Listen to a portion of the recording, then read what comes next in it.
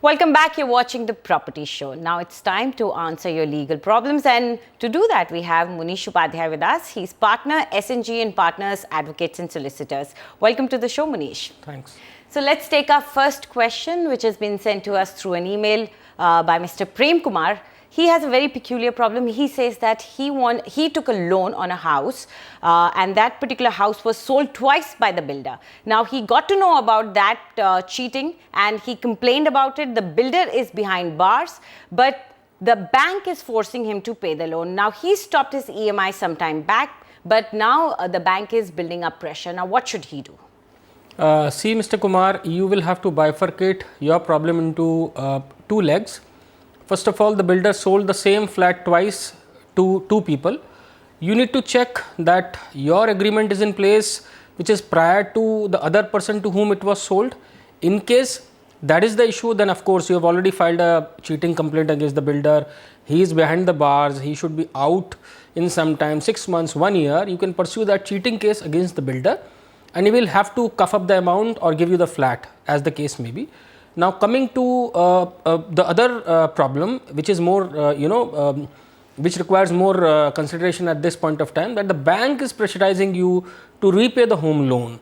So please understand that banks at the time of granting a home loan do their own due diligence. They must have done the due diligence regarding this flat. They must have done the due diligence in the bank records, in the authorities records, in everything. So today, when you know that the same flat has been sold twice, then how come the bank is not aware of it?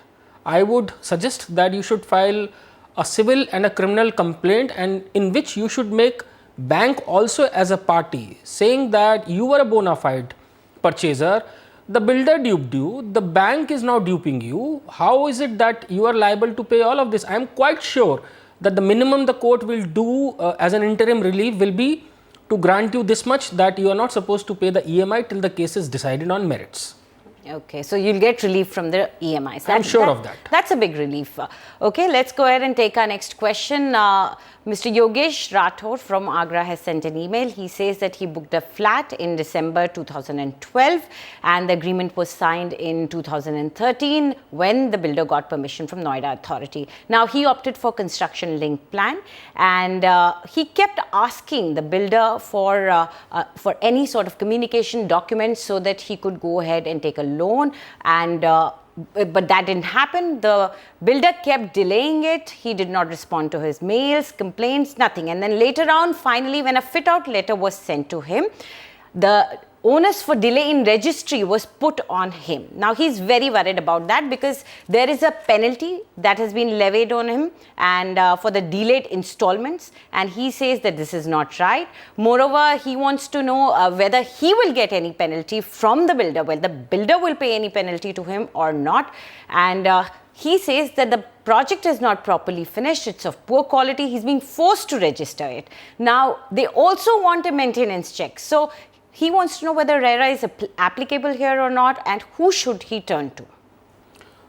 See, Mr. Yogesh, luckily you booked this flat in Noida, and at this point of time nowadays, Noida Authority is very, very proactive against these kind of frauds being played by the builders. I would call it a fraud for the simple reason that you booked it as a bona fide consumer. He never shared any documents, his construction plans and anything with you, and suddenly on top of it, he is asking you for the money, for the maintenance, for a very shoddy quality of work, and he is saying that he is putting that onerous obligation of delay in the registry also on you. So to address all these things, there are certain officers which have now been appointed by Noida Authority who are liaising between the builders and the bona fide consumers like you, and they are ensuring that all these builders are taken to task. So he is going to the minimum he is going to do is he is going to ensure that the construction is in order, and whatever amounts he is asking you to cough up will not be payable by you. Noida Authority is going to ensure all of that. So far as RERA is applicable, you just need to check whether the completion certificate and the occupation certificate is there by the builder. In case it is not there, then the RERA is applicable. And if you come to know that RERA is applicable in this case, rest assured that the builder will have to do much more to you as a bona fide consumer than you can even dream of at this point of time. Yes, Yogesh, you should start knocking some doors in the housing department of Noida Authority and find out what's happening there. If RERA is applicable, you could work out this situation for you. So let's go ahead and take our next caller on air. We have Ranjan Kaushal with us. Yes, Mr. Kaushal, what's your problem? Thanks, ma'am, for taking my question. The thing is that I have shortlisted a flat which is in Faridabad. But the flat is available on GPA, that is General Power of Attorney. So, and there is no completion certificate available for the flat. So I'm just wondering whether I can buy this flat and how I can buy this flat, and in future if I want to sell it off, then will there be any problems while selling it off?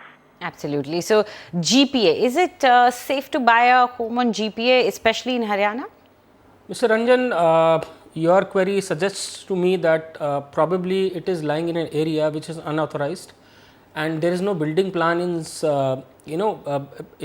there is no building plan for the colony in which you are trying to buy this flat, and that's the reason why it is being sold on a GPA, why it is not being sold on a regular sale deed, which is the norm for any kind of a flat or a plot. So, considering all these questions, I would not advise you to go ahead and buy this kind of an apartment wherein, I don't know, 2.5 lakh, what you are talking of paying under the table to get even this GPA done. So in my view, there would not be any kind of a building plan sanction. There is no completion certificate for this. So the the lineage of such kind of a property is always questionable, and you will certainly not get any kind of a home loan in case you are planning to take any kind of a loan for the purchase of such flat. So my advice as a professional would be not to enter in this kind of a transaction. Absolutely. And if tomorrow any rules change or something happens, then there is always a threat of demolition in these areas. So it would be wise not to invest in a property like this. Munish, thank you so much for coming into the studio and answering so many questions. Thank you.